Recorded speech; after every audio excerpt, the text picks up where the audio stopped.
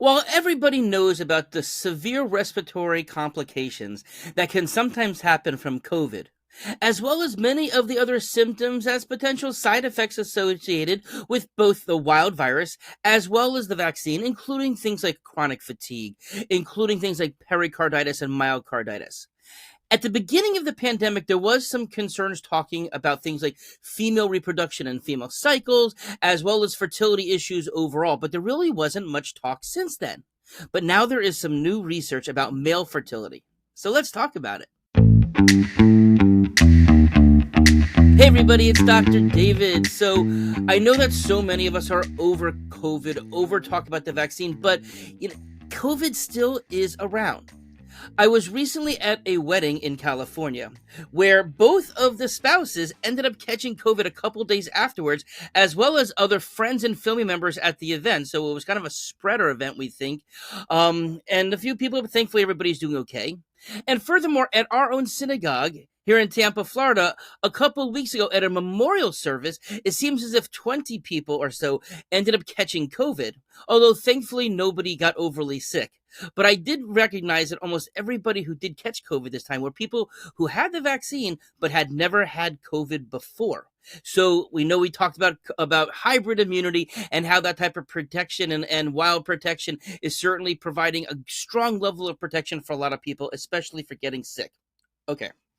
Now, because of that, though, why are we talking about this now? Well, because of these new research that came out about fertility. Now, what is the importance of healthy fertility? Well, my story for that comes way back to when I first started working with kids with autism. And then about 15, 17 years ago, some of the families who we recovered saw significant improvements with their children, then said to me, hey, can we do some of these different types of tests, like vitamin D, like zinc, like tending to the microbiome? That maybe would help us have a healthy baby, as well as ourselves be healthy. And can we do this before we try to conceive? And of course, that's kind of how I got started in my whole preconception to infancy project that I've talked and published about. Now, some of these families, despite going through these biomedical interventions, sometimes they were still having fertility issues. And then we would look to see what else we could do. Things like MTHFR, other types of clotting issues that can cause miscarried abortions and those types of things happening spontaneously. And so at the time, much of my focus was on the women's health, the women's nutrition, inflammation, mental health of the as well.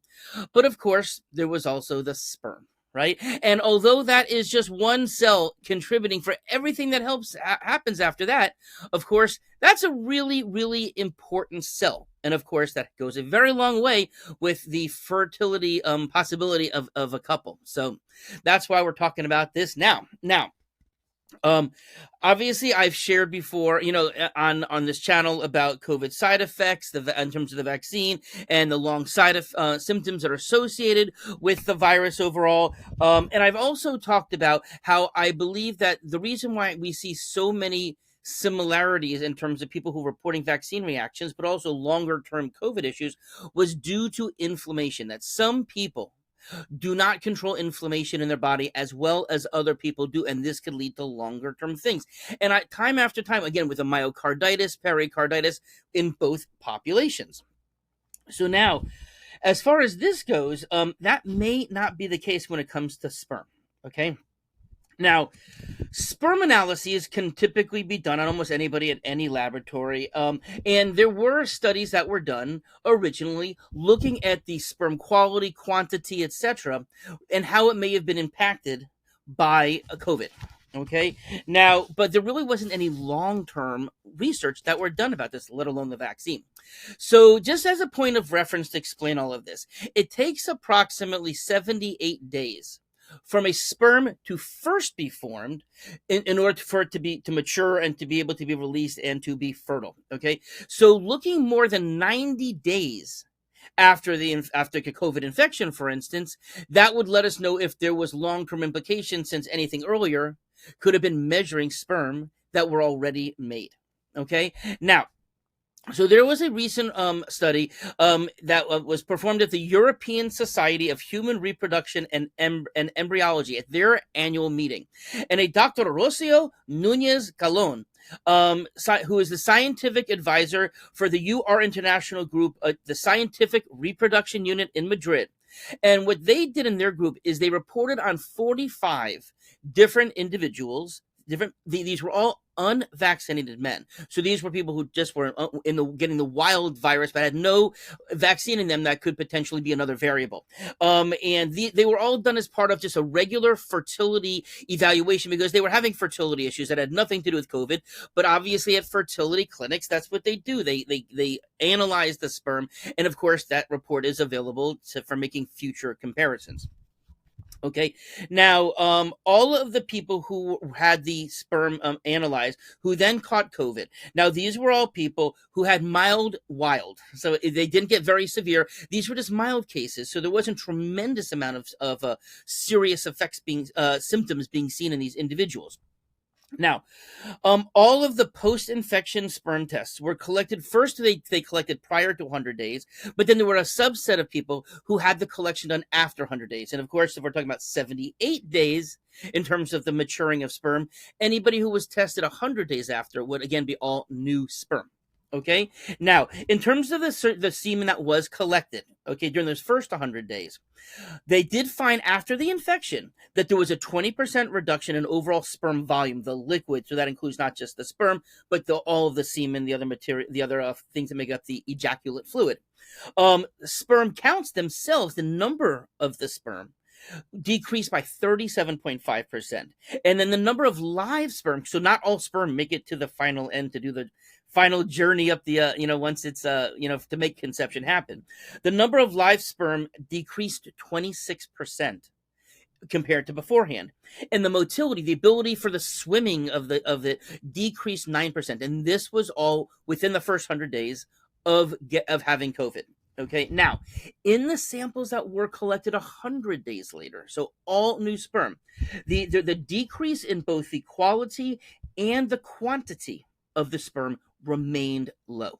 It did not rebound. Okay, so now why is that? Why made that happen? And what the study authors had hypothesis, which I think makes a lot of sense, was because they believed that there was inflammation caused by the virus that damaged the germ cells. So germ cells are what eventually develops into the active sperm cells. Okay, so they start off like at a premature, if you will, and this is what kind of keeps on cranking out the sperm.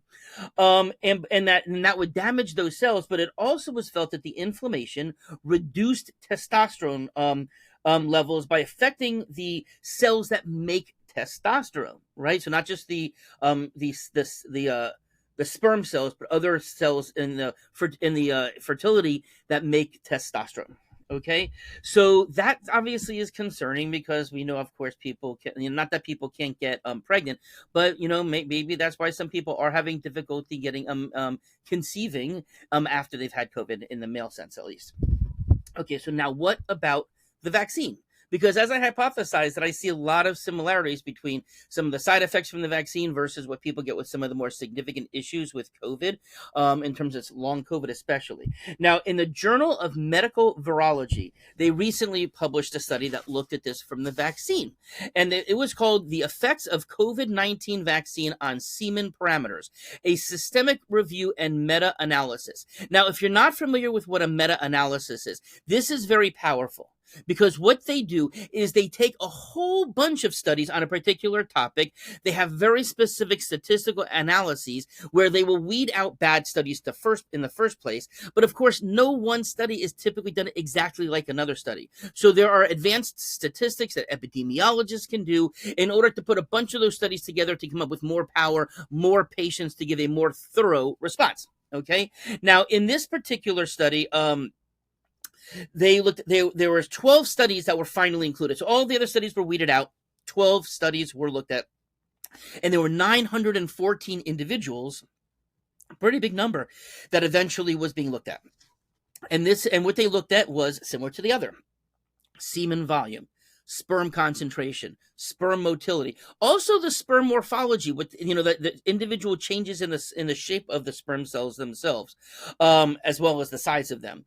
And what they found, though, is that for all of these parameters, there was no significant change before versus after the COVID vaccine. Okay, so that's data. Do with it what you want, but it is kind of interesting to see that inflammatory response that can happen from the vaccine didn't appear, at least in these 914 individuals over 12 studies, to affect those people's sperm function. Okay, so in terms of what is my take on all of this, just comparing the virus compared to the vaccine when it comes to sperm health. Okay, so based upon the information that we have here, male fertility does appear to be affected by the virus, but not the vaccine. Now, why is this so important to have a well-tamed immune system? So this kind of goes back to everything that we talk about with functional medicine.